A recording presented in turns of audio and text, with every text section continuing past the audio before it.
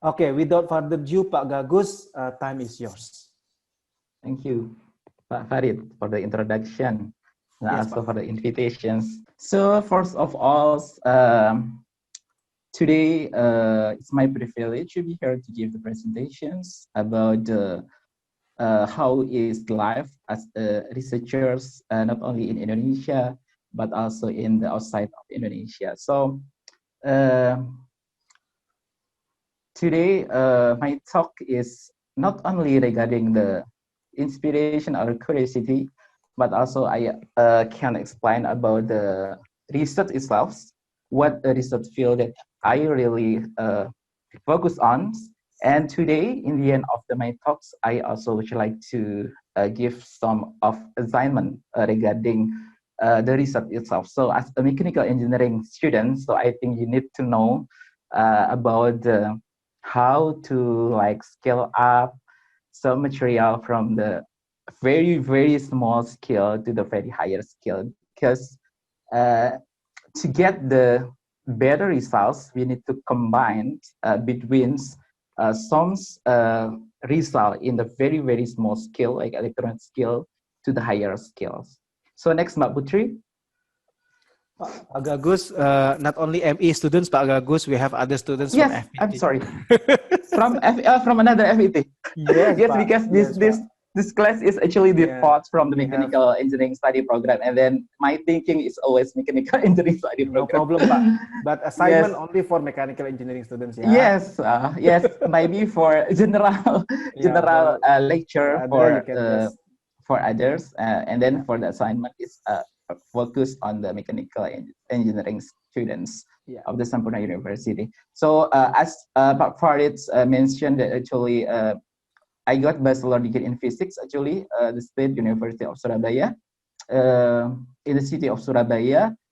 This is actually the university is focused on the teaching. So you can imagine that I make a big transformation from the uh, focusing research on the teaching to the very material science. So there is a lot of effort I make to get the transformation. So as you from the mechanical engineering study program, so you can also transform to your research field or your some destination that you really very passionate about it. So it is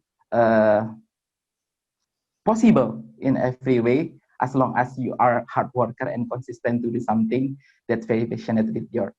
So, and then after I graduated from the physics department in State University of Surabaya, I did like we call quantum engineering design courses short-term program in Osaka University during 1 year. So during undergraduate study, if possible, for example, if you have chance to do internship outside of your campus, for example, in the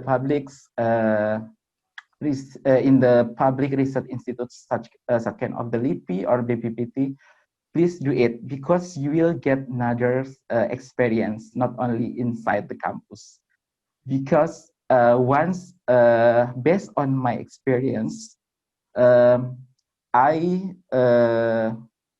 taking the QED short-term program for 1 year, just as an exchange students, it's really open the worlds. The mean that I can get a master and also PhD degree from the exchange study program. So from the exchange study program, I can get a lot of strategy, how to connect with professor in uh, Japan, and also how to make communication with the professor in outside Indonesia. So this is really small but very big impact for me to get further to reach the higher education levels.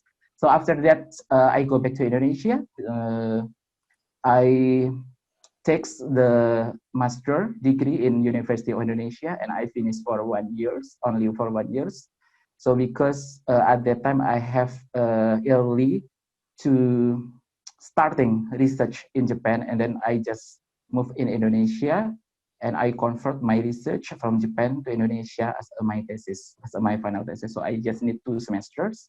to finish master degree in University of Indonesia. And then I begged because the motivation itself is because I have really have passion in research, especially in the material science engineering. So I dedicated myself. I need to go back to Japan at that time. So once you have recognized your passions, for example, me as a researcher, I have passion to investigate such kind of the thing from the micro scale. So that's why I need to get much more expertise in my research field. So at the time, I need to back to Japan. So that's why when I was in Indonesia during my master's students, I tried to looking for many opportunity, how to get scholarship and how to get some financial support to get a master and also PhD degree in Japan. So, and because I constantly doing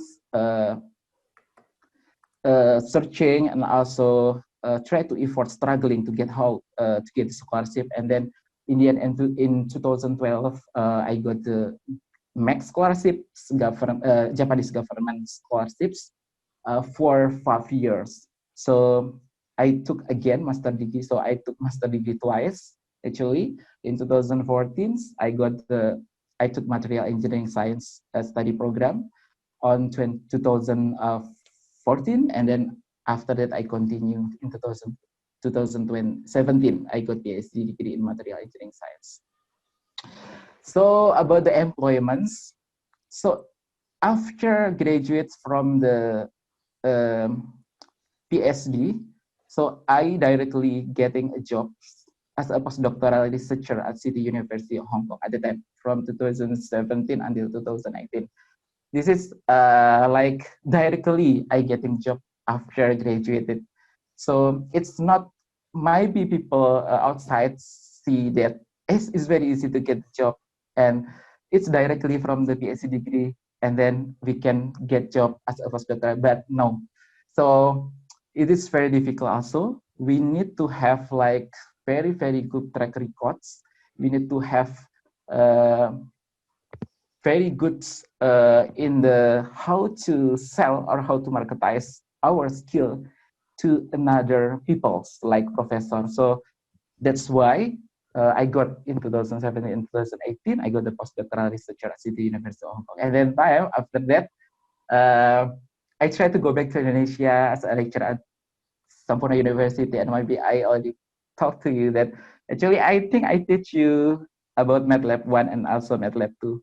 I think some of you, I think I already touched about MATLAB 1, MATLAB 2. And then after that, in 2019, because Sampurna University is very great and I like so much working there. And you are lucky being a student at Sampurna University because the lecture is also very great in there. And because my passion firstly is teaching is number 2 maybe. So I like research so much, research. So teaching is number 2. So that's why I will follow my passion actually, and I move.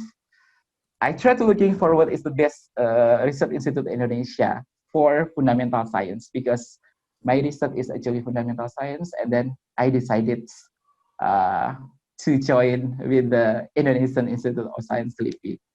And the selection is very, very tough. It's very, very hard because this is CPNS ya, calon pegawai negeri sipil. So at that time we need to compete with more than 1,000 people, I think. So examinations, tesnya itu tidak tes bidang ya, tapi firstly we need to seleksi kompetisi dasar. So ada minimal value-nya, ada minimal skornya. Kita harus achieve itu. Nah, itu terkait dengan pasal-pasal gitu. Jadi agak-agak kita harus mengalahkan orang ribuan ya di situ. So, but I focus on my destination. So at that time, I try to prepare as best as I can. So then I can compete with more than 1,000 people, and I get the positions in 2019 as a researcher in Indonesia Institute of Science. And then because as a researcher, it is almost compulsory to develop your expertise or your ability to do the research, not only in Indonesian, but also in the outside of Indonesian. You mean, I mean that it's required to have the international collaboration. So that's why after finishing, after getting a job as a researcher at the Indonesian Institute of Science, my intuition is directly I must get a job as a postdoctoral researcher, because this is like investment for the researchers, because from the postdoctoral researcher we can build the international collaboration, long-term collaboration. So after go back to Indonesia, I can continue collaboration with the researcher in the Netherlands. So this is one of the strategy also. To increase my capability, to increase my expertise by studying, by develop our capability in outside Indonesia, because we will have a various skills, and of course increasing networking is very important. So next, Mbak Putri. Okay, I already in the title I already explained. I think. Oh, okay. I already today talk is introduction and then life as a researchers. So I will also, this is the request from Pak Farid actually.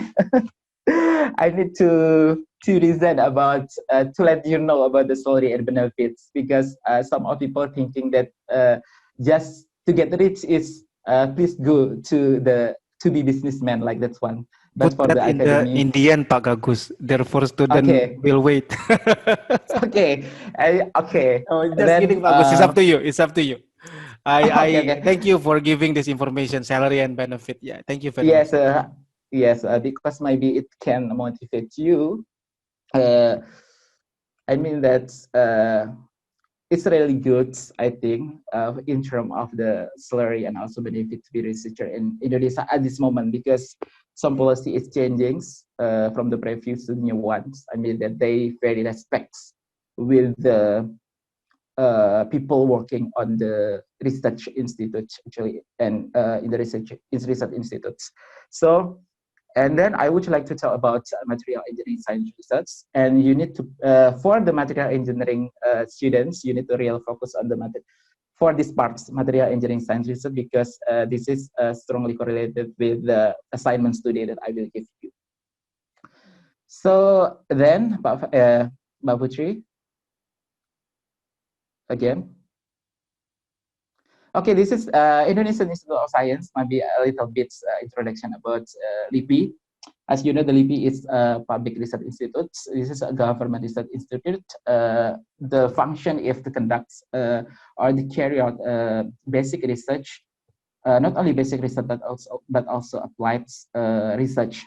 So this is actually big research institute, and there are a lot of department inside. So if I check in the research page, even me is I cannot remember how many department, because there are various research fields. So you can see that department is almost 118. So there's a lot of research field from the, for example, research center for oceanography, research center for biotechnology, research center for maritime, research center for chemistry, research center for physics, research center for electronics, and so on, so on. So there are so many research centers. But next, Mbak Putri.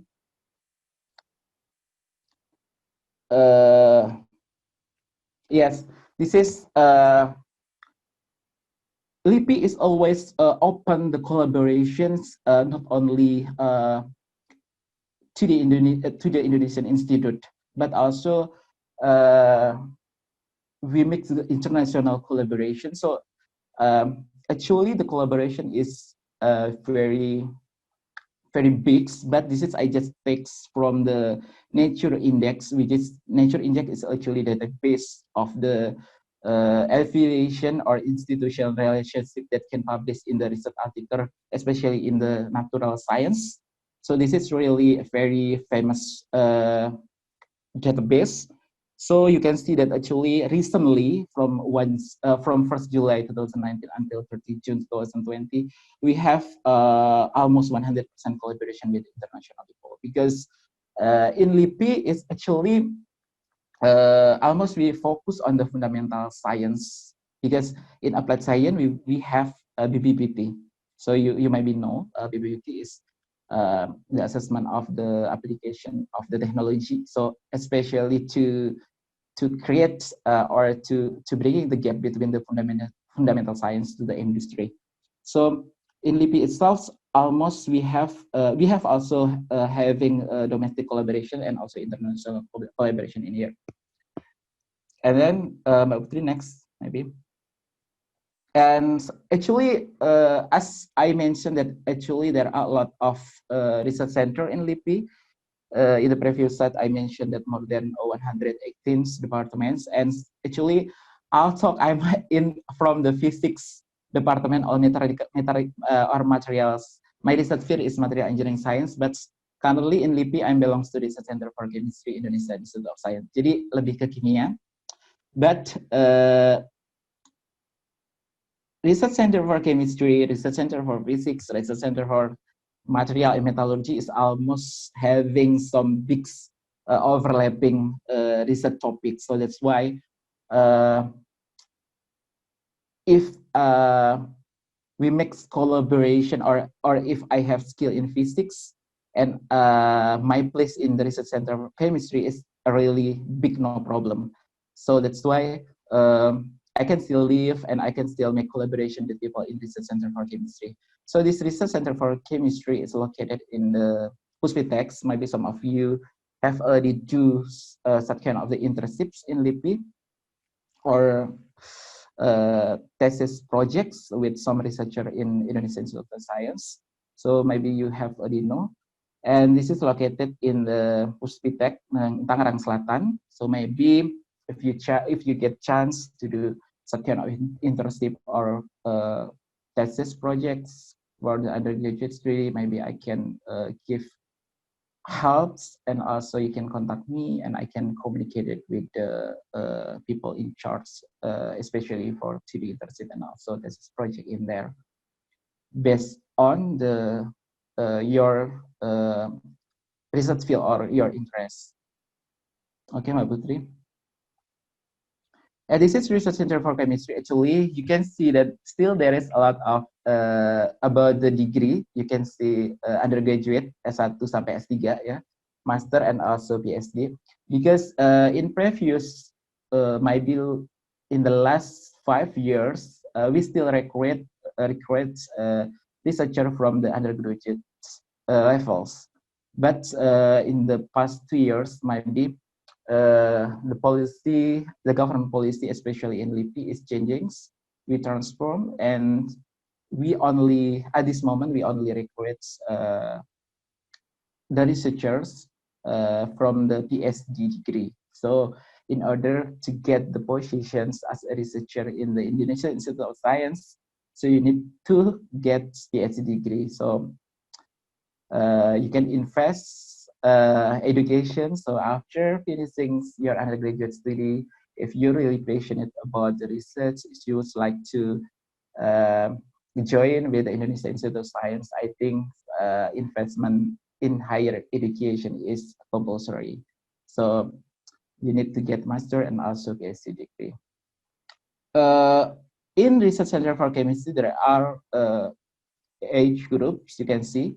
The first is material chemistry and catalysis, and another one you can see from the slides. So I belongs to material chemistry and catalysis.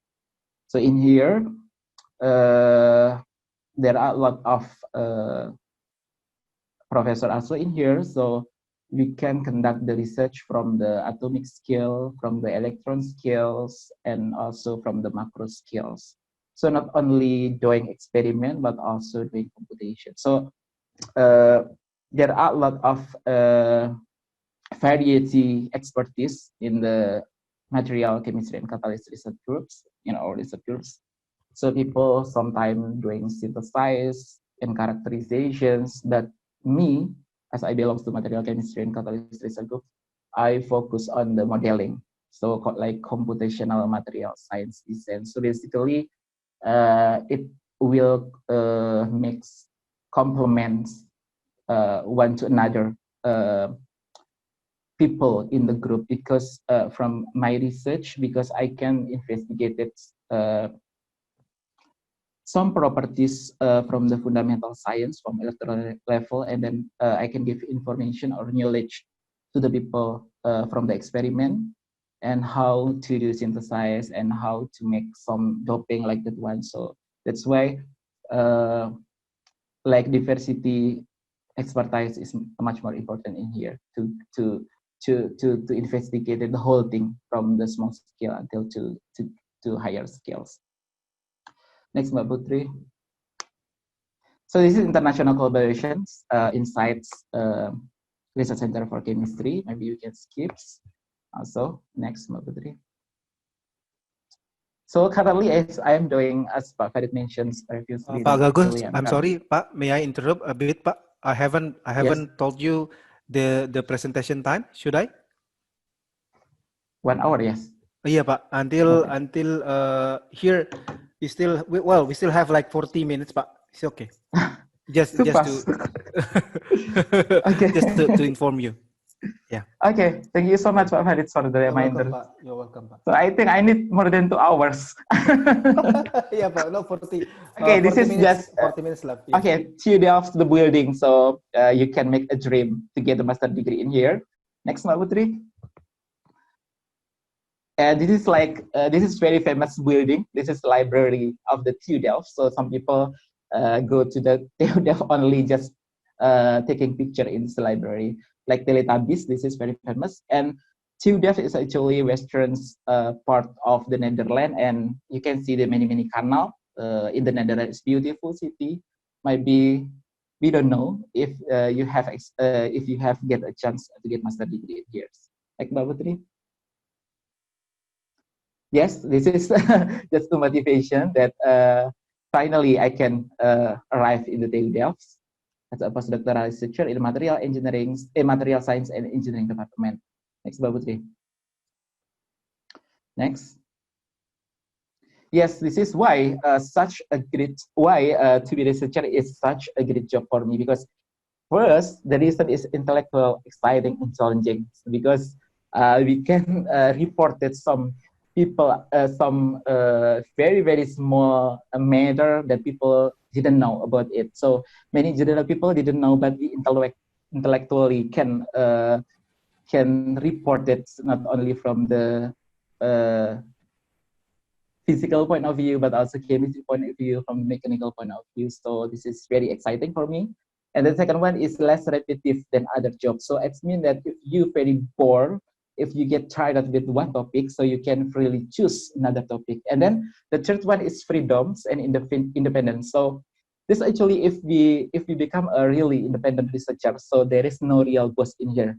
So freedom to choose what you want to work on, what kind of the research that you would like to do, and this is like no real boss. So there is no boss that can ask you to do something like that one. So because we are colleagues and we are friends, and we just make a collaboration. So there is no real boss. And this human interaction with the smart interaction, of course, if you to be a researcher, you have a lot of chance to go to outside Indonesia and make collaboration with international peoples, and socially positive. So people thinking that this job is very cool, because, for example, for me, if I go back to my village in East Java, so some people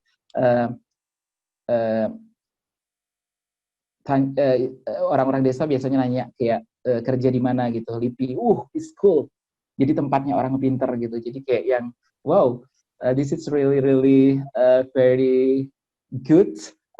People thinking like that one. So that's why this is as a motivation also that our job is really cool. When we go back to the village, your job, and then for example, if you have your family and asking about the job, is LIPI is the place for the smart people like that one.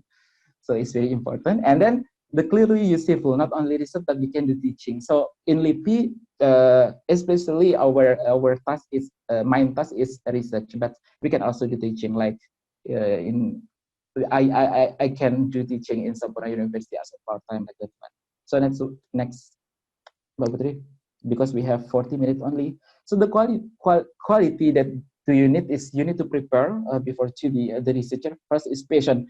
You need to find your passion firstly, and then self motivations.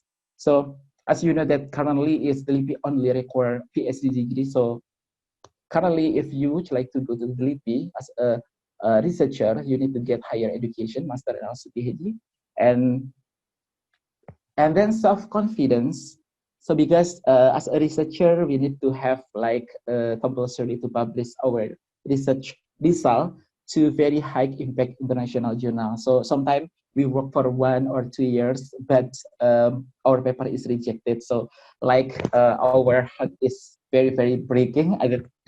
I feel like that one, but you need to self confident and perseverance also, and trust yourself, and don't give up for everything you are struggling now, and independent.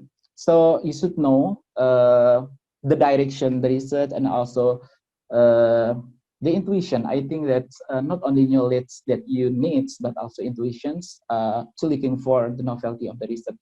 Where is the place, the novelty, and what I should do to get the published paper like this one.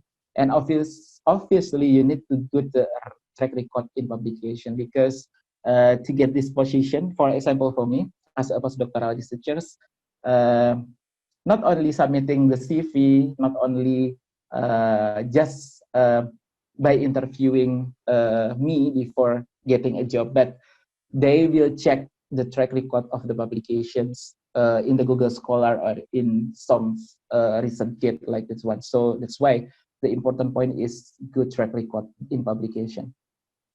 I can give example, the alumni of FET. Do you know Satria? Maybe you can follow the path of the Satria ways, because Satria is actually alumni of applied physics study program, but in realistic they already know he already know about the patient, and he always participated in the some international conference. So that's why after that she can get track records in terms of the publication. So when he is applying some position master degree in the Canada, so some professor recognize that these people is already has experience, especially for the publication and also attending some international conference. So this is very important. Next, Mbak Putih. Now Satria is in McGill University, ya Pak Gugus. Oh yes, yes. He's 2014, Pak Gugus. Yes, 2014. 14, yes. yeah, cohort. Okay. And he is a student from Sampurna. He can. So you also can too, I think. So you can get higher master and also PhD degree. Okay. And Asatrian also mentioned that he want to be a researcher after finishing PhD degree. So I will definitely help him also to join the research center for chemistry in my institutes. And this is actually my task is very simple task actually. How researchers spend their time is actually first is only research. If research is patience, so we are very happy. So only write and publish paper in the conference or journal, and also just only presentation of the some research result in the international conference. So this is to build the international collaboration, to create the international collaborations. So only these two main tasks is research and talk. So it's very easy, I think, isn't it? So that's why life as a researcher is, I think, is very happy. And additional task is, I think, this is additional task, not compulsory. There is no affiliation as a performance in LIPI. So the 5 things, not only PhD student, but also bachelor and also master. But it's better to have PhD student because PhD student can publish their paper much more focused. And then grants, so we need to get grant for our research. And sometimes our friends from another institute or from another university ask me to do reviewing paper and then teaching. For example, I teach you in the previous I don't know, in the 2018 maybe 2019 I teach you like MATLAB 1, MATLAB 2. So the performance evaluation is only every years about the paper published in the international journal and conference.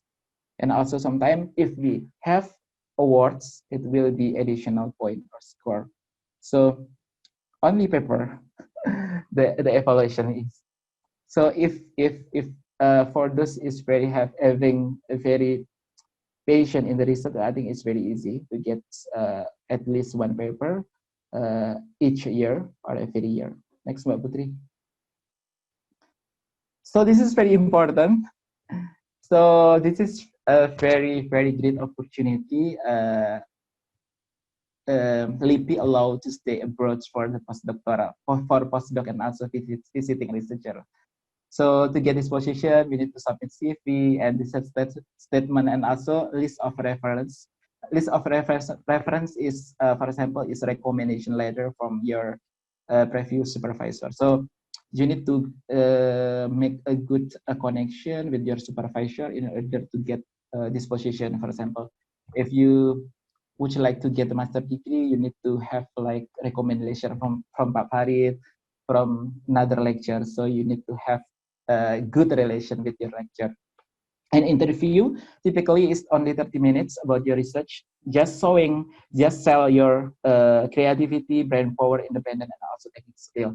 So in here, I almost apply to many countries, but I almost successfully to get the position because maybe some professor just looking before doing interview, they just checks in the Google Scholar about our track record in publications.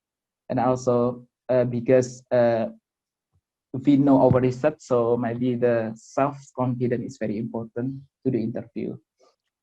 And then next, Mbak Putri. This is very important, I think. I cannot jump up Pak Farid because Mbak Putri is handle it. So I think the story and benefit is very important. Thank you. So okay, so this is not only money, yeah. We could have more. We try to looking for the place for your jobs that they can give a lot of opportunity to get more connection, to get real world experience, and the important point is traveling and also networking. So I went to a lot of country in Asia, in Europe, and also America with the free of charge because of researcher. And then next, so this is estimation because actually I don't know exact value because it's not single salary actually. So in Indonesia Institute of Science, the salary will increase based on the competitive promotion system for the research staffs, in which the evaluation performance is to be done just only by how many published paper do you have per year. So we have basic salary and also supplement, and the supplement includes performance allowance, meal allowance, and family allowance. If you married, there is allowance for your wife and also your child, and then researcher functional allowance. So the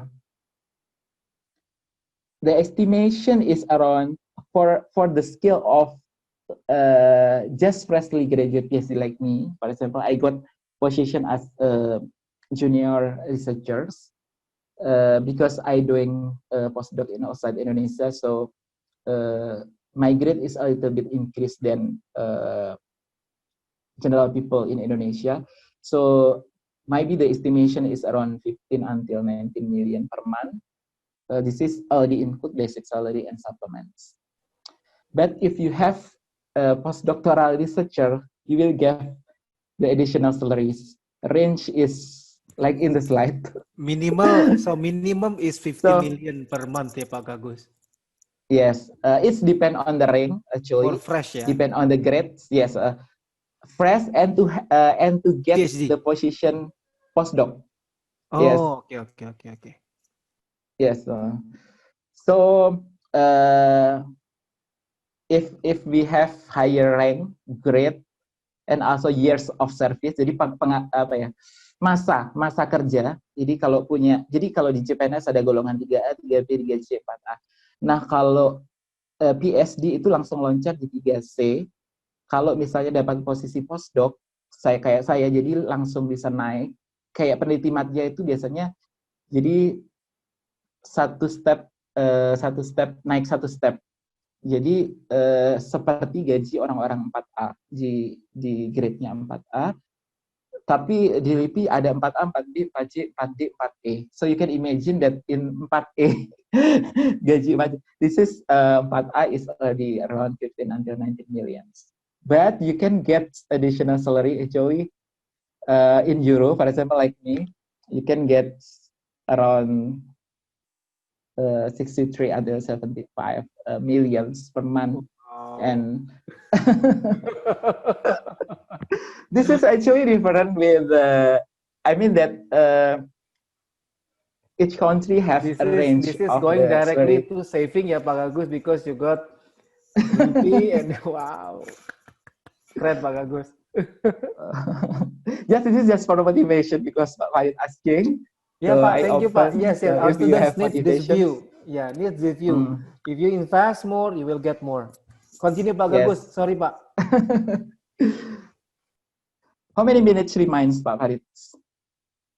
Still 30 minutes, Pak. 30 minutes. Oh, 30 minutes. Okay. 30 or So 35 minutes. We still have 35. Yes. So actually, LIPI allow the researcher to have the postdoctoral researcher for 2 years, and then after 2 years, you should go back to Indonesia for 2 months. But you can do again postdoc if you need to increase your salary, or you need to increase knowledge or making international So it is collaboration. possible to be outside almost all the year, ya Pak?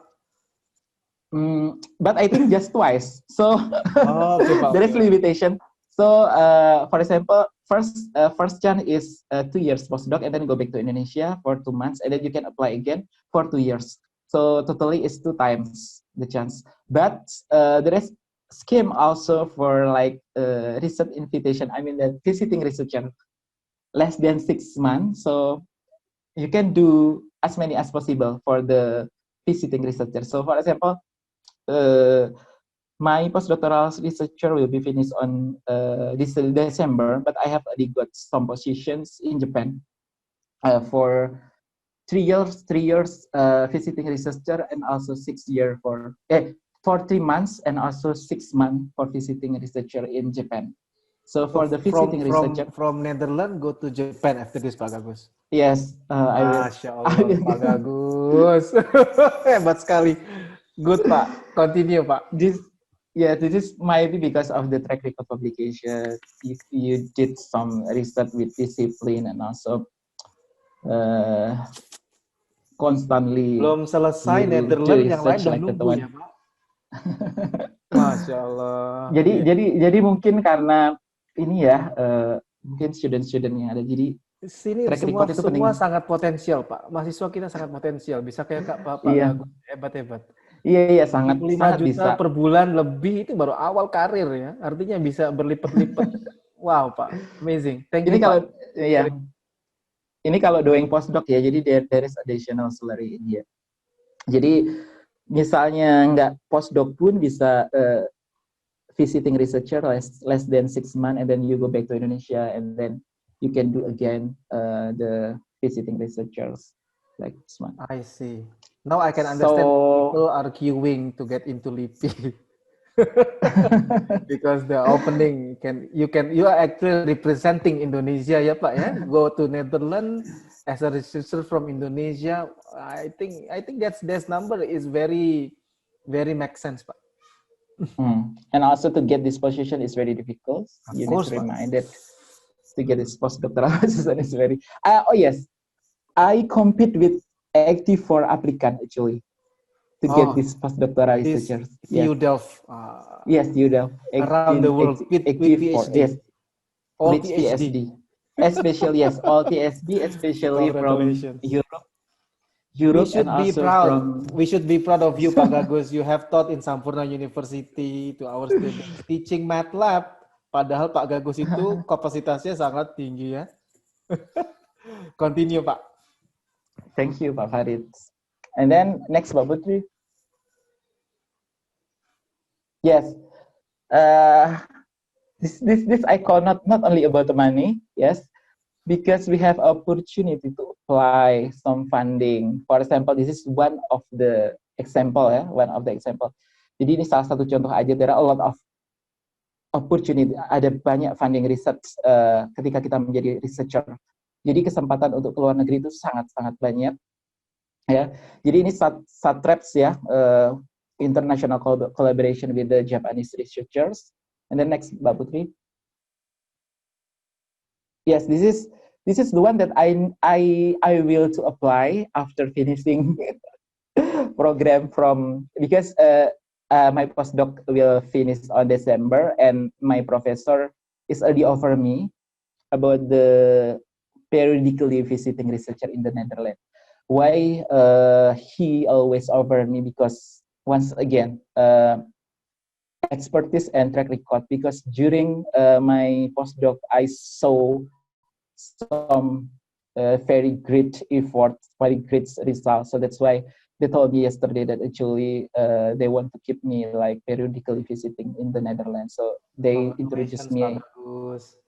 Thank you, Pak Farid. Like Federation Indonesia, the Netherlands. So I can visit for 3 months or 2 months, and then I go back to Indonesia and I can visit again with the funding from NWO is like a research institute in the Netherlands. So once professors is already believe me, they will try many way to make we came again in the Netherlands.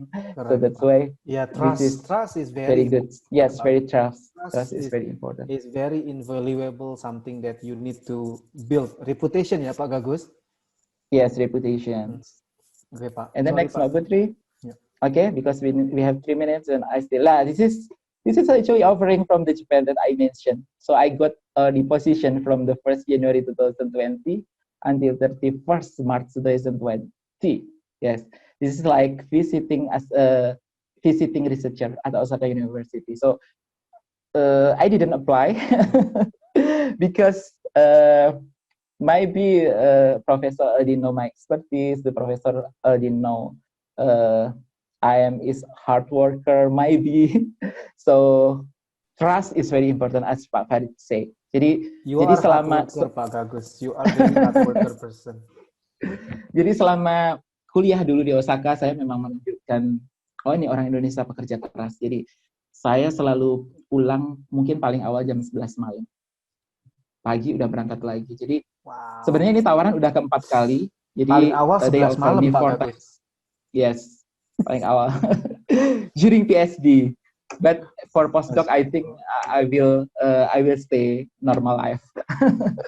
This is because PhD, I need to really prove to professor that I can do it like this one. I can publish some research result in the good journal. So that's why after finishing PhD, actually they always offer me to get a postdoc position in Osaka University. But at the time I refused. Jadi saya tolak karena I think that fresh graduate need to get another position in another place, so we can have much more experience with other people. So that's why jadi sebelum lulus saya pun diterima di NUS sama di City University of Hong Kong. Jadinya saya mengambil salah satu universitas selain di Jepang to get more experience for another place and for another professor. So that's why I don't continue in Japan. But currently, because I already established, I feel like my expertise is already much more deeply than in PhD degree, and then 4 months is okay, I think, to get some good results, and then we publish the paper together with the professor. And the next, yes, this is salary and benefit, not only money, but traveling. This is very important. So next, Mbak Putri. Yes, this is I have a lot of experience for attending international conference. You can see this is free of charge. So I get funding and they just buy the ticket and also a lot accommodation, food and so on. They cover all. So free of charge. Jadi gratis semuanya. Mulai dari pesawat, mulai dari makan, mulai dari ada biaya per harinya. Jadi attending international conference ini di UK, kemudian di Aussie, di Taiwan. Dan saya belum pernah keluar negeri. Saya belum pernah keluar negeri itu pertama kali keluar negeri itu waktu jadi mahasiswa. Dan setelah jadi mahasiswa, alhamdulillah ya dapat gratisan semuanya. Jadi I cannot imagine before actually.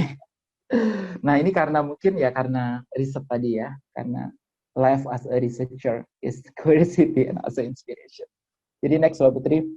Ini hanya foto-foto untuk motivasi. Ini gue pergi ke Cina juga gratis. Next Mbak Putri. Ini ke Hong Kong, City University Hong Kong pas waktu pertama kali postdoc. Next Mbak Putri. And this is Taiwan because I attending international conference free of charge again. And then this is UK. And then again Mbak Putri. USA. I never imagined go to New Orleans. And then again Mbak Putri. This is USA also. So a lot of country actually that I cannot mention one by one. Amazing, Pak. Okay. Amazing. Next, yeah, this is Melbourne when attending international conference Australia, and this is Japan, of course. And then next, Mbak. Okay, networking. So not only money again, traveling also but we can get very big networking. So this networking can open the another possibility. So dengan silaturahmi akan membuka rezeki kita. Jadi banyak tawaran postdoc yang saya dapat dari networking itu sendiri. Jadi next Mbak Putri. Ya, jadi ini pas waktu PhD. Jadi this is the dean of the graduate school of engineering science. So I got the recommendation to go to Italy at that time to get the ICTP. And then this is from networking because success doesn't come alone. Everyone who achieve greatness does it with the help of countless others. For example, we need the recommendation letter from our supervisor and some information that we can get from of your friends. So it's really open new window. And the next, Mbak Putri. Yes, this is also I have already invited to get as when I was a student PhD student, I get an invitation in UCLA, USA. This is also networking because I met with this professor in the international conference, and then I try to present my research results. And this professor is very interested with my research, and then they try to invite me to go to UCLA. And then again, Mbak Putri. Yes, this is also, I got the invitation also in the China with the free of charge again. So there are a lot of opportunity actually I got, and I cannot mention one by one. And then next, Mbak Putri. This is actually position also. So this is, I didn't apply actually because they know me very well, so they try to offer postdoc position from his friends. So again,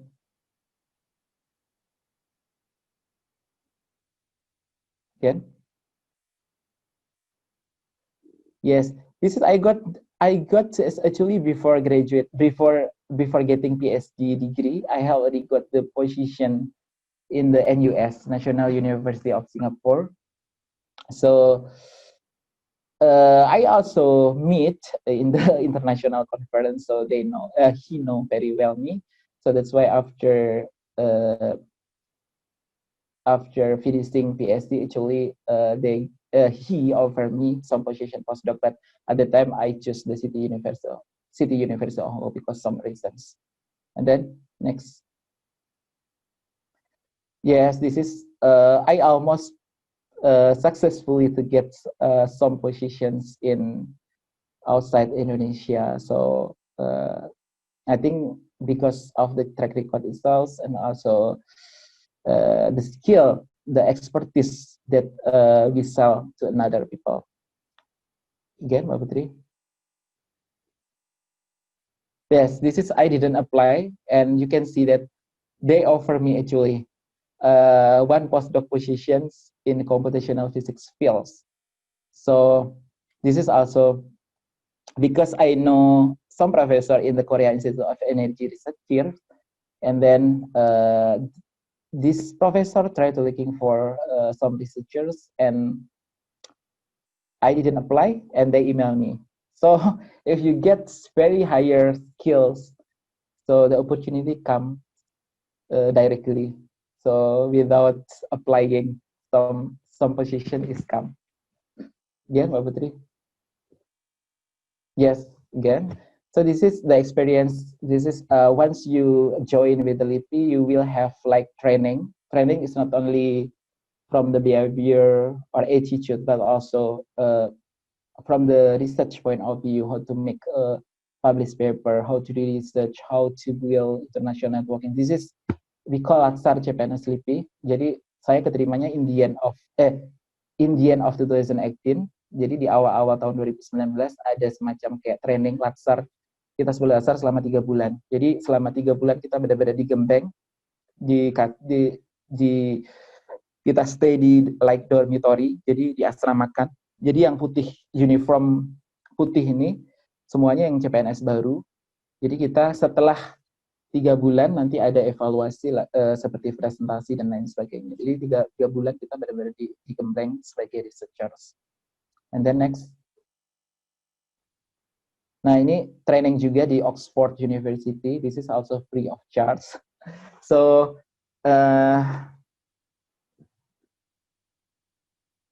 nggak semua orang bisa mendapatkan kesempatan ini. Jadi kayak cari tempat yang memang, jadi tidak hanya semuanya tidak hanya diukur dari gaji, tapi cari tempat yang memang benar memberikan kesempatan kamu untuk berkembang. Jadi please find the job that give you some opportunity or chance to develop your expertise, not only in Indonesia but also outside Indonesia. So this is in LIPI is there is a big opportunity. Jadi LIPI itu membuka mengizinkan ya researcher untuk attending international conference, attending trainings di luar negeri dengan biaya-biaya yang bisa kita apply dari Indonesia atau luar negeri itu. Kemudian next. Jadi challenge-nya tuh hanya ini aja, sedikit challenge to be a researcher is only maybe a lot harder than you think, because we need to have like not only research but also we need to have publication in very good journal, reputable high impact journal. So that's why we need to be very careful to do writing and how to represent our research results. And then when we get feedback from our friends or advisors, some early and often sometimes we feel like I'm very tired to get this and I need to rewrite again and I need to rewrite again. But actually the feedback is very important and powerful because we can see the point of view from the other people. So that's why the challenge is only how to make the research published, and we need to a hard worker to do research. The challenge is only this one. And then next, Mbak Putri. So okay, this is how many minutes, Pak Farid? The remaining time. 20 minutes, Pak. We still have 20 minutes. 20. Yeah. So this is actually especially for mechanical engineering mechanical engineering student. This is related with your assignment. So you need to please very careful pay attention. Yes, this is computational material design is my research fields. So basically, I didn't do any experience. That's only by computer. So I try to investigate it, some property of the materials by modeling. So the behind of this framework is we using first principle material design. So based on density functional theory. So you can see this, there is basic law of physics using a Schrodinger equation. So we solve this equation actually by simulation, by computer. So next, Mbak Putri. Yes, this is research scope. That's I really strongly passionate about it is in the basic science. So my research scope is we try to investigate some property of the material from very basic science, from the electronics levels. So there are a lot of scales from the smaller until the higher scale, from the electron scale, and then the higher scale is atomic scale, and then again we have like some crystal or structure scale. So this is very important to know for the researcher how to scale up from the electronic scale to the crystal scale or structure scale. So that's why your assignments later is about how to scale up. So please pay attention about how to scale up the research result from the electronic scale to the higher level. And then the next. Excuse me, Pak Gagus. Pak Gagus, okay. excuse me. Students, if you have any questions about the previous topic or about material science topic, please feel free to write your question in the chat box. Okay, continue, Pak Gagus. Sorry, Pak. Okay. This is one of the physical phenomena from the microscopic behavior. So there is the absorption, there is distortion. Maybe some of you already know about these terms, diffusion and activation barrier. So basically, if we have some atom interact with the crystal, with atom, for example, hydrogen interact with the material. So one hydrogen interact with the steel, jadi hidrogen interaksi dengan baja, hidrogen dengan grafin. Pokoknya selama ada interaction in there, so there will be opportunity to have the absorptions, diffusion, desorption, dan activation barrier phenomena. And this is very difficult to measure experimentally. Jadi fenomena ini sangat susah ya diukur secara eksperimen, actually. Jadi makanya perlu pendekatan-pendekatan yang bersifat mikroskopik. So that's why the presence of the electronic scale is very important to get the additional knowledge or to guide some experiment to do some experiment for in the higher scale. So that's why there are a lot of process in here. Next, Mbak Putri. Ya, ini salah satu contoh ya. My research is about graphene for hydro. Maybe I already explained in the some lecture, Fundamental of Engineering. I give twice lecture, I think. And then I go to Netherlands. Jadi ini ya saya campur bahasa Indonesia sama bahasa Inggris supaya dapat karena susah ya. Jadi nanti tugasnya itu terkait dengan membawa hasil-hasil riset yang ada di scale elektron, di scale yang paling kecil ke scale yang lebih besar, because you are a mechanical engineering student. Jadi orang mechanical engineering student biasanya melihat sesuatu yang bersifat makro. Jadi misalnya mungkin sudah berpengalaman ya, ada stress strain curve. Jadi bagaimana efek external force ke suatu material dan lain sebagainya gitu. Nah ini salah satu contoh graphene for hydrogen storage. Jadi ketika ada surface graphene and then interact with the hydrogens. Jadi kalau misalnya hidrogen itu terabsorpsi di graphene, hydrogen absorption on the graphene surfaces, so akan tersimpan di situ. Jadi seberapa lama hidrogen tersebut itu tersimpan. Nah, karena graphene ini 2D, jadi kalau misalnya material ada yang 2D, ada yang 3D, jadi because this is 2D material, jadi surface areanya, jadi luas permukaannya yang ada di graphene ini sangat luas, makanya banyak active size. So there are a lot of active sites in here for the hydrogen absorbs in the graphene surfaces. Jadi untuk hydrogen tersebut mengabsorbs di graphene. Jadi seberapa banyak hidrogen terabsorpsi di graphene surface itu sangat kadang eksperimen sangat susah untuk mengidentifikasi, ya. Jadi ini untuk aplikasi hidrogen.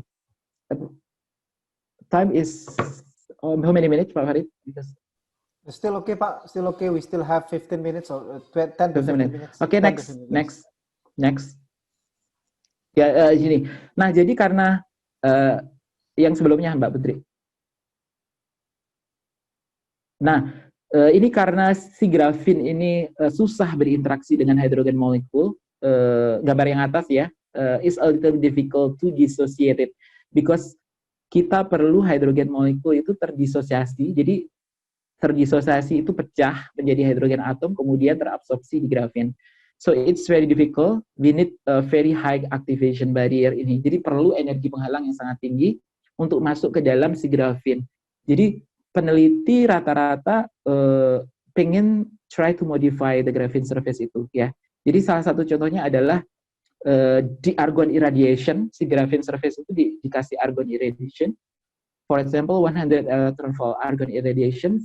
Kemudian kita mencoba untuk membuat vacancy. Jadi kalau kalian lihat di graphene surface di gambar bawah, itu di situ ada yang kosong di tengah, ya, ada di kosong tengah. Nah itu sebagai tempat hidrogen untuk terabsorpsi karena di situ sangat reaktif. Jadi karena dangling bond, we call dangling bond, karena di situ dia tidak berikatan sehingga dia mencari ikatan dengan hidrogen gitu. Jadi dia tidak punya pacar. Akhirnya dia mencari pacar hidrogen untuk stabil gitu. Nah makanya the important point in here is the vacancy ya. Jadi karena dia nggak ada pacar, dia membuka diri, nggak ada ikatan sama orang lain, jadi si hidrogennya itu terabsorpsi dengan mudah di bagian hidrogen tersebut karena dia nggak berikatan. Istilahnya single, belum ada pacarnya. Kalau yang di surface itu jomblo. Next. Ini salah satu contoh riset saya ya. Nah, ini eksperimennya. Jadi sebagai orang yang bergelut di dunia komputasi, jadi kita harus ngerti juga di dunia eksperimen because we need to have like experimental collaboration. Ya. Jadi ini untuk mendapatkan hasil yang bagus itu data harus di-combine. Jadi between simulasi sama komputasi because eksperimen memang real, jadi fakta. Kalau komputasi memang artificial, that we need to approach. Jadi hanya pendekatan gitu. Jadi yang gambar-gambar sebelah kanan itu adalah STM image. Jadi untuk mengetahui permukaan yang surface condition morphology. Jadi surface morphology in Indonesia itu kondisi permukaan ya Pak Farid ya. Jadi apakah hidrogen itu sudah terabsorpsi atau bukan. Nah, kalau dilihat yang gambar STM image yang paling kanan itu yang warna cerah kuning itu ada warna kuning cerah itu adalah hidrogen. Jadi makanya di tengah-tengah ada yang bolong. There is a vacancy in the center of the graphene itself. Yang gambar bawah itu, yang kuning cerah banget. Nah itu akumulasi hidrogen itu ternyata benar. Secara teori itu terletak di dekatnya vacancy karena jomblo tadi. Nah ini karena kenapa kalau yang di area jauh dari vacancy juga ada titik-titik warna kuning karena it's depend on the hydrogen pressure. Jadi ketika hidrogennya banyak, ya maka nggak hanya yang di dangling bond, jadi terpaksa membentuk ikatan kovalen dengan karbon atom yang ada di grafin. Jadi ini salah satu contoh yang awalnya riset saya itu benar-benar memecahkan persamaan Schrödinger. Jadi sangat susah ya. Jadi motivasinya adalah motivasi kayak gini, aplikasi. Jadi makanya kita selalu berusaha untuk kerjasama dengan eksperimen gitu. Nah ini untuk aplikasi penyimpanan hidrogen. Nah kalau misalnya berhasil, in the futures, we can make some media for the hydrogen storage. Jadi ini bisa digunakan untuk sebagai bahan bakar gitu. Jadi bahan bakar not only for istilahnya kayak kendaraan yang sekarang misalnya bahan bakarnya menimbulkan emisi, jadi ini benar-benar bersih gitu. Nah ini lanjut aja Mbak Putri. Nah ini mikro banget ini. Jadi orang eksperimen tidak bisa melaporkan ini. Makanya keunggulan kita adalah intellectually we can report such kind of the quantum phenomena ya. Kita bisa report that general people that cannot achieve this one. Jadi ini kita bisa mengetahui reaksinya dari yang kiri, sebelah kiri adalah itu grafik namanya potential energy surfaces. Jadi bahasa Indonesia potential energy surfaces. Ya pokoknya potential energy surface ya. Jadi untuk mengetahui keadaan interaksi dari awal sampai akhir. Jadi biasanya orang eksperimen ya mencampurkan langsung, misalnya ada hidrogen sama grafin. Dia tidak mengerti bagaimana konfigurasinya dari awal hingga akhir, bagaimana efek suhu dan lain sebagainya. Nah kalau ini initial state-nya, jadi dari kiri, misalnya hidrogen ditaruh di atas, kemudian dia mengalami kenaikan energi penghalang sebesar 1,3 elektron volt. Nah, energi penghalang 1,3 elektron volt ini harus dipecahkan supaya si hidrogen molekul ini pecah menjadi dua, terdisosiasi, kemudian di final state-nya, ini namanya transition state, and the final state-nya hidrogen molekul itu absorbs di vacancy site itu tadi. Nah, susah untuk memprediksi eksperimen, makanya ini adalah something microscopic that's very important to get this data for the publication. Nah, jadinya Pak Gagus, so this is also why TU Delft pay you 70 million rupiah per month to make this prediction ya Pak ya? Yes, because not many people can make this kind of prediction ya Pak? Yes. I see, Pak Madit. Ya Pak. Jadi now you can see why Pak Gagus is there. Continue Pak. Oke. Ya, jadi intinya kalau kita bisa investigate sesuatu yang kecil dan mereka tidak bisa, mereka akan meng-hire kita gitu. Jadi inilah expertise saya, sehingga saya tuh dibutuhkan gitu, intinya kayak gitu ya. Nah, ini salah satu project hydrogen storage. Jadi bagaimana how the hydrogen molecule interact with the graphene surface, how the hydrogen molecule interact with the graphene vacancy surfaces from the initial state until the final state, and how is the activation energy, because experiment cannot report the activation energy, and how the process of the dissociation of the hydrogen molecule. This is very microscopic, very electron level, so there are Pak Gagus kayak lagi zikir tadi. Okay. Jadi karena itu ya, jadi karena skill itu tadi. Saking hafalnya. Gitu. Iya. Ya ke bawah. Jadi 5 minutes Pak, 5 minutes. Salah satu 5 menit. Oke. Yeah. Nah ini ke bawah lagi. Gak apa-apa. More or less 5 minutes. Oke. Nah karena di grafin tadi saya, sebelumnya Pak Putri. Dicepatkan ini. Jadi ini nanografin. Jadi karena tadi berpotensi untuk, jadi kalau kita mempertimbangkan suatu hydrogen storage, suatu material untuk hydrogen storage itu harus comparable value dari activation energy. Jadi kalau dilihat tadi grafik tadi, itu comparable antara proses absorpsi sama resorption-nya. Jadi si material grafin ini berpotensi bagus, it's potentially ya, bagus untuk penyimpanan hidrogen. Makanya, nah ini si molekul ini kita sebut nanografin, dan ini belum pernah disintesis di dunia. Jadi theoretically I have observed this structure is really stable. Jadi yang warna hijau itu adalah karbon, kemudian yang warna merah itu adalah hidrogen. Jadi hidrogen itu tersimpan di masing-masing lattice, di masing-masing karbon atom, nggak hanya di surface ya, nggak hanya di permukaan, tapi ada di edge. Edge structure-nya itu yang tepi ya, edge ini tepi, yang melingkar itu semuanya tersimpan di situ. Nah, ini kita namakan Fang. Jadi Fang itu nama kita baru. Fang itu singkatan dari vacancy atom chain hexagonal graphene. Jadi ini baru di dunia, belum ada orang yang sintesis, dan kita lagi proses patenkan. Nah, saya pertama kali bisa predik secara density functional theory bahwa si molekul ini stabil ya.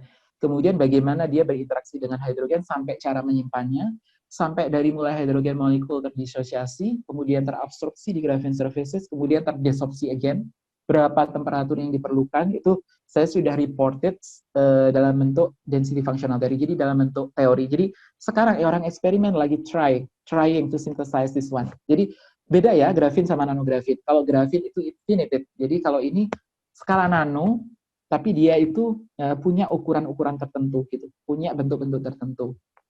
Nah ini lagi proses paten, sudah masuk ke paten Europe, sekarang lagi transfer ke US. Nah ini lagi dikerjakan juga dari segi elektron scale-nya gitu. Jadi karena expertise saya di elektron scale tadi, mereka meng-hire lagi gitu. Karena mereka cuma bisa dari segi makro, dari segi mechanical. Jadi di grup saya tuh material engineering science group, tapi dia kerjanya as a mechanical engineering. Jadi kayak shear stress, kayak ya it's same with the mechanical engineering study program IT. Saya sangat familiar dengan stress strain curve, Pak. Stress strain curve, oh bagus berarti. Jadi itu makro ya, ketika itu hal makro ya, orang-orang mechanical itu biasanya ada suatu material, kemudian dikasih force dari luar, entah itu tensile stress, entah itu shear stress, entah itu apa gitu, pokoknya dari luar bagaimana fracture-nya, bagaimana si material itu pecah dan lain sebagainya gitu ya, atau material itu jadi ductile atau brittle dan lain sebagainya. Itu sesuatu hal yang bisa dilihat secara eksperimen langsung. Oh, si steel ini pecah gitu. Mungkin some student have already experience for the experiment about the stress strain curve or about the treatment of the tensile stress for the especially for some material. Jadi dia hanya bisa ngelihat macro scale-nya, but micro or electron scale is very difficult, so they need some people from the modeling to incorporate to get the whole pictures actually. Nah, ini tadi hidrogen interaksi dengan grafin. Nah, tugasnya sebenarnya dekat dengan mechanical engineering study program. Jadi saya menggunakan suaranya Pak Farid nggak kedengaran? This is the assignment for next week, Pak Bagus. Yes, for next week. Then next, the assignment is regarding. Okay, next, Mbak Putri. Yes, next. Nah, multi-scale phenomena. Jadi udah pada tahu kan ya multi-scale phenomena. For example, from the very very small scale in angstrom, ya, kita cuma bisa ngelihatnya lattice atau elektron. Jadi yang paling kiri itu crystal structure yang terdiri dari atom, susunan atom-atom atau susunan dari elektron-elektron. Nah, Gagus, di area ini kerjanya di situ ya Pak Gagus. Ya, saya kerja di situ ya Pak Gagus ya, angstrom level ya. Yes. Nih, Pak Farid mungkin di makro ini ya, di mikrometer ya. Di mikro, Yes. Yes. Nah, kalau seandainya mahasiswa mechanical engineering punya kemampuan untuk how to scale up from just knowledge, so there is a lot of opportunity you get the position actually. Jadi apa yang saya lakukan karena riset area saya di electronic scale, tapi saya mengerti juga macro scale. Nah, makanya kenapa saya dapat posisi di TU Delft, karena saya bisa bringing the gap. Jadi di antara itu ada atomic level, jadi di nanometer ini, scale nanometer yang warna biru. Nah, itu adalah atomic scale. Jadi di atomic scale itu kita mentreatment suatu material berdasarkan atomic movement. Jadi based on atomic movement. Kalau yang Armstrong, aduh, oke. Terus next. Please finalize time is actually. Okay. So the assignment is regarding about the hydrogen embrittlement. Ya, ini saya jelaskan pada bahasa saya mengerti karena nanti kalau bahasa Inggris kesulitan. Udah pada eksperimen steel kan Pak ya, baja? Kayak tensile stress, tensile stress, shear stress. Ya, ini baja kalau dilihat dari macro scale. Jadi dia terdiri dari polikristal. Jadi kotak-kotak itu, kalau jelasin kotak-kotak itu adalah kristal dengan different orientation. Jadi dengan berbeda arah atau surface orientation. Jadi ada berbagai macam kristal di situ tergabung dalam suatu sistem yang disebut baja. Nah, itu polikristal. Nah, yang warna putih itu contoh, itu misal saya kasih di situ kayak dislocation, Pak Farid. Jadi yang garis-garis warna hitam itu adalah grand boundary, sudah tahu ya, Pak? Sudah. Belum. Sudah, Pak. Grand boundary itu batas kristal. Material. Yes. Jadi di situ, jadi di polikristal tuh ada yang namanya kristal itu sendiri, terus ada yang garis hitam-hitam itu grain boundary ya, kita sebutnya grain boundary. Kemudian yang putih-putih itu contohnya adalah dislocation. Jadi yang putih-putih itu bisa diletakkan di kristal warna biru juga bisa di grain boundary. Jadi di batas grain boundary-nya masing-masing kristal. Nah, si putih ini yang menyebabkan ketika ada hidrogen, misalnya air terus-terusan berinteraksi dengan si baja, maka terjadi korosi atau disebut dengan mengubah suatu material, keulutan material itu jadi dikris. Jadi material tersebut nanti akan mudah jadi brittle, rapuh ketika ada hidrogen. Nah, ketika hidrogen itu di gambar yang paling tengah, ketika hidrogen itu berinteraksi banyak, hidrogen interaksi dengan baja, maka hidrogen itu akan mengisi di dekatnya dislocation. Nah, dislokasi udah pada ngerti kan ya? Dislokasi itu, jadi kalau misalnya ada baja, jadi ada kayak lecetnya gitu ya kalau macro scale. Nah, itu di atomic scale itu ada yang namanya lattice arrangement. Jadi atomnya itu geser-geser dari posisi semula. Jadi misalnya baja itu apa ya, kayak Deformation Pak Bagus. Iya, deformation. Ya, pokoknya rusak sedikit. Atomic scale-nya dislokasi namanya. Ya, atomic scale-nya dislocation. Jadi ketika ada hidrogen maka dia akan berinteraksi dengan dislocation tersebut gitu. Ya, akan masuk di situ. Nah, itu adalah fenomena yang penting, important fenomena for the hydrogen embryo. Jadi kalau di gambar yang paling kanan pecah, itu yang putih, fracture. Jadi karena ada dislocation, terus ada hidrogen. Nah di situ yang warna putih, jadinya si baja itu fracture, jebret, brittle gitu. Nah, makanya embrittlement. Ya makanya embrittlement. Nah jadinya ini area orang mechanical ya, maksudnya bisa ngelihat hal yang makro, bisa ngelihat baja itu pecah ketika ada tensile stress atau ketika ada treatment khusus. Nah, karena ini adalah riset field-nya kalian semua pasti tahu ya. Nah, ini sekarang saya kasih atomic scale. Jadi nanti bagaimana cara kalian itu meng-upscale dari atomic scale atau kalau ada yang bisa dari electron scale to macro scale itu akan sangat bagus. Akan ada poin bonus kalau bisa yang dari electron scale ke. Nah, selama 1 minggu nanti itu bisa tanya-tanya saya, bisa janjian Skype. Jadi saya akan menjelaskan sebisa saya dengan bahasa yang mudah, Nah, next Pak Farid. Tapi yang paling penting kalian bisa cari informasi tentang ini, bagaimana cara scale up. Nah, ini contoh dislokasi. Jadi, ini kalau misalnya saya bawa ke bawah, lower scale, jadi ini atomic scale ya, belum melibatkan elektron. Kalau melihat gambar hijau itu ada sedikit yang atomic rearrangement ke atas sama ke bawah. Nah, itu yang dinamakan dengan dislocation. Jadi, kelihatan dislocation-nya. Nah, ketika yang merah, itu ada yang warna kuning itu, misalnya saya isi hidrogen tadi. Nah, ini dilihat dari atomic scale. Jadi, ini yang susah dilihat orang-orang eksperimen kadang. Bentuknya kayak apa, how the dislocation move, how the dislocation is formed. Jadi kita bisa mensimulasikan bentuk-bentuk dislokasi, baik dislokasinya itu edge, misalnya panjang, kemudian screw, looping. Jadi kita bisa mengidentifikasi dengan detail. Nah, orang eksperimen nggak tahu. Dislokasi ya dislokasi gitu. Cuman taunya macro scale bentuknya kayak gitu. Oh, nanti pecah gitu. Nah, saya di TUDEF juga mengamati ini. Jadi si profesor saya karena macro scale dia nggak tahu istilahnya bentuk-bentuk kayak gini. Jadi saya yang report per bulannya tentang possibility of the dislocations. Dan makanya tadi beliau nawarin lagi untuk visiting 3 bulan lagi karena kita punya expertise yang beda sehingga dia perlu dan saya juga perlu dia gitu.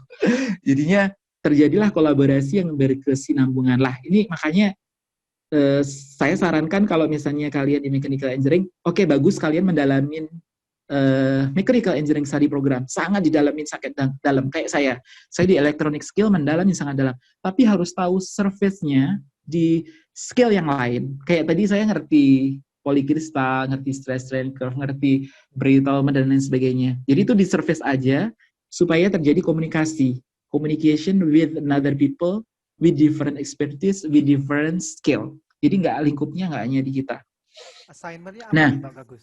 Nah, assignment ke bawah dulu ya, Mbak Putri.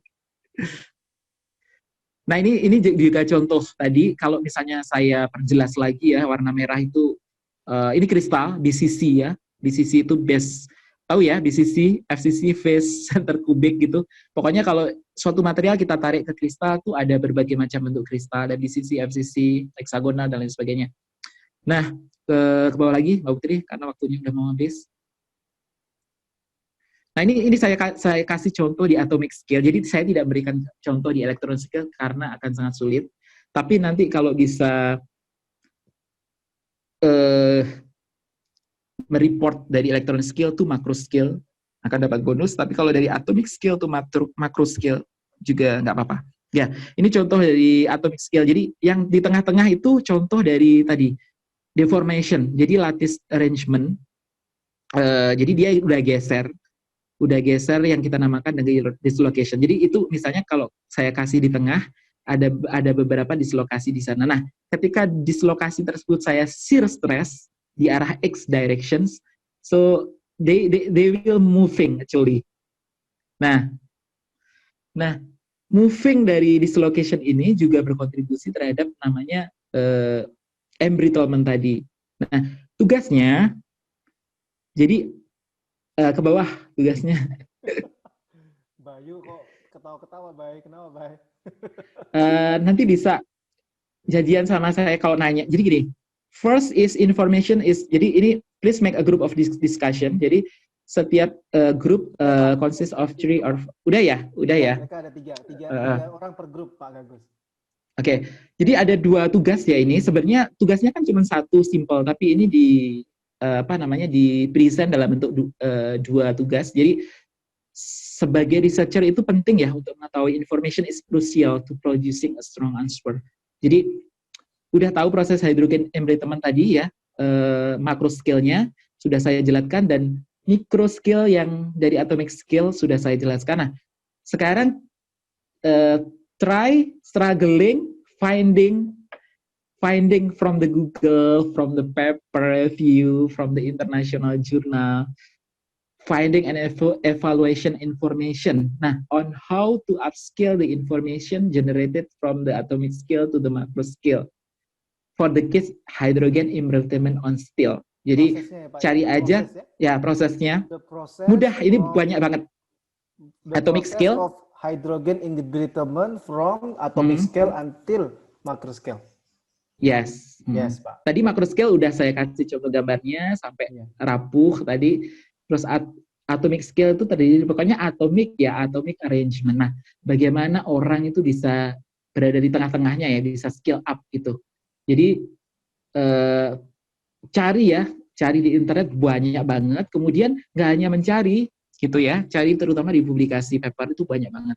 Nah, tugas yang kedua adalah about the critical thinking. So jadi kalau kalian sudah membaca review about the hydrogen embrittlement, so the next is how can you demonstrate the critical thinking analysis? Because kalau ini adalah untuk istilahnya untuk komunikasi. Jadi ketika kalian bisa mengkomunikasikan pengertian kenyulit yang sudah didapat dari paper, nah itu sangat penting sekali. Jadi untuk menjelaskan ke saya ya. How to upscale the information. Jadi yang pertama adalah summarize. One page A4 is okay ya. 1 halaman A4 atau setengah pun juga nggak apa, asalkan ada keyword yang penting di situ yang nanti kalian test 1 ya Pak ya. One page A4, okay. Yes. How to upscale ya. Dan task 2 adalah presentasi, karena dari situ akan ketahuan mana yang copy paste dan mana yang benar-benar mengerti ya, mana yang mengerti caranya men-scale up proses hydrogen embrittlement dari atomic scale ke higher scale gitu. Nah, untuk task 1 duration 1 week, task 2 juga 1 week ya Pak. Hanya 1 week Pak, sampai minggu depan. Okay, 1 week. And task 2 is presentation by Skype. Okay, just only yes. So next week, if you really ready, for example, if you really ready, you can contact me to inform when you can present by Skype. yeah. Because I know nanti pas dari presentasi kalian saya akan langsung tahu apakah kalian hanya membaca atau kalian benar-benar mengerti how to scale up. Jadi hanya beberapa kata saya sudah mengerti nanti. Jadi makanya saya perlu kalian presentasi. Jadi satu grup presentasi dan nanti saya akan tanya gitu. Oke.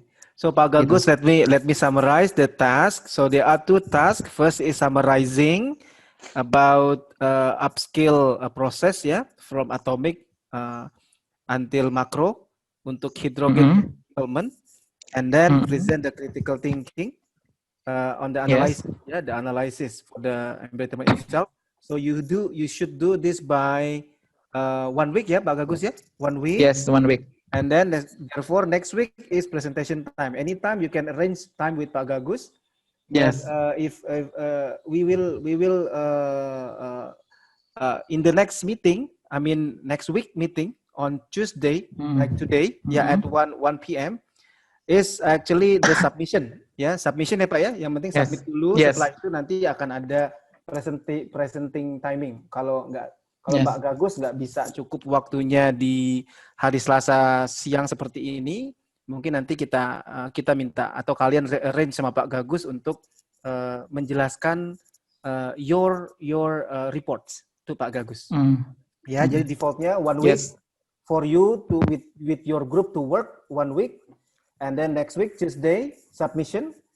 If Pak Gagus is time is okay, we can have the presentation, the interview next week on Tuesday. If Pak Gagus have not enough time, then you should arrange another time with Pak Gagus to present to him. Begitu ya Pak Gagus? Yes, correct. Thank you Pak Gagus. So in total 2 weeks students.